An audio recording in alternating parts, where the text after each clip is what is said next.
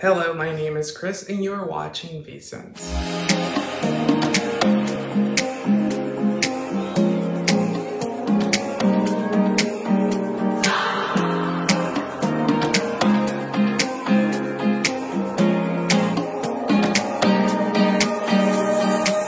On today's video, we're going to be reviewing another fragrance by another designer. This is part of their private line as well. This is a jewelry maker. We've had Bulgari on here. I have not reviewed any of the Tiffany's ones, but I think everyone has smelled them. They're HEURES and boring. So I actually have some samples from the house of Cartier. They came in this nice little box here, and the fragrance that we're reviewing today is the Santal and Oud fragrance. I don't have the big bottle. These are pretty pricey. If you are interested in me actually, purchasing them and doing an unboxing so you guys can see the experience, I'm more than happy to do that as well, but let me know down in the comments below what you'd like to see in that aspect. So, like I said, I do have a sample here. It comes in this nice box. By the way, it does come with some information on here in regards to the perfumer and the entire, collection itself. It is very Middle Eastern inspired. There's some saffron fragrances, quite a bit of oud ones. Very nice quality, very nice packaging. So I'll insert some pictures here as to what the fragrance looks like, as well as what the bottle looks like, the box, everything like that on here. This itself is what the actual little sample looks like. So if you want to see that, it's very nice. It's a little Cartier red box. Very nice quality. Like I said, this is only, I believe, a 2 ml bottle, so it's not a lot. And I did save this. I did actually smell it very little, just to be able to kind of put some notes together as to what the fragrance smells like and what my thoughts on it were. So the listed notes on this fragrance are plum, sandalwood, and oud. I can see all three of them in here. I will definitely say that this fragrance is very nice. It's very wearable. It's something that can be worn by, men and women, so it doesn't have a gendered that's kind of set. I do think there's some saffron in here. It's very light. It's not very prominent at the top.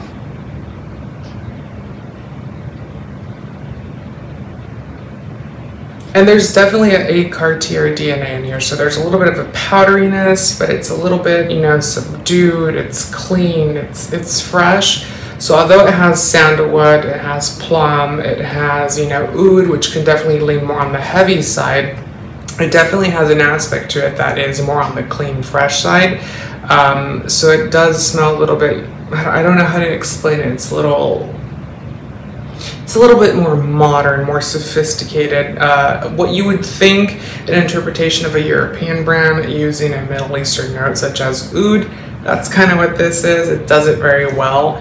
I definitely think that it has that nice touch to it. So it kind of feels like it's L'Envol, the men's fragrance by Cartier, which is, like I said, a powdery, cinnamony type of fragrance with fresh touches to it. And then you add the sandalwood, you add the plum, and you add the oud into it, and really just zhuzh it up and make it better. So the retail price for this fragrance, which is 75 mils, it only comes in this one size, by the way, would be $365. So it is, like I said, very expensive. This is more in line with like a Tom Ford's Bitter Peach, Lost Cherry type of line, instead of something like, a Kilian or a Burberry or a Dior, because these are definitely more on the pricier end of things. I can definitely see it's really good. I can definitely see why this is one of the more popular fragrances out of their high perfumery line.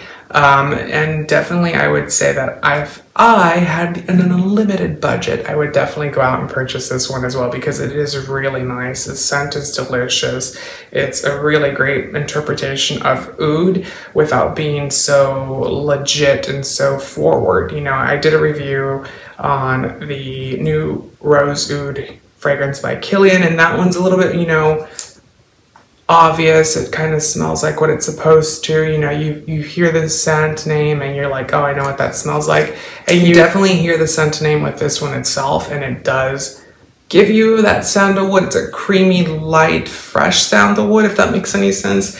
And it also gives you that oud, but it's very different. It's not an obvious scent where you're like, I know what I'm getting, I know what I'm signing up for, and that's what I'm getting. So definitely check this one out. I do recommend it 100%. It smells absolutely incredible. It's kind of a combination of multiple different fragrances in one bottle, and it's very hard to pinpoint exactly what it is. If you can get your hands on it to smell this fragrance, I definitely would recommend to do that, because it is one that is, like I said, pretty pricey, and I'm not sure what the return policy with Cartier's website is.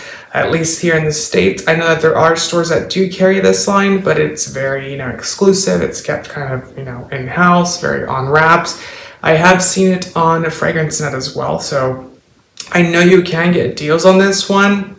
I'm just not 100% sure if it's going to be with a nice box or with the ugly box. So thanks so much for watching today's video, you guys. Let me know down in the comments what you think about the fragrance. Have you tried this one? Have you not tried it? What do you guys think about the Cartier, line overall? And make sure to subscribe, give it a thumbs up, and come back for more fragrance related content. Bye.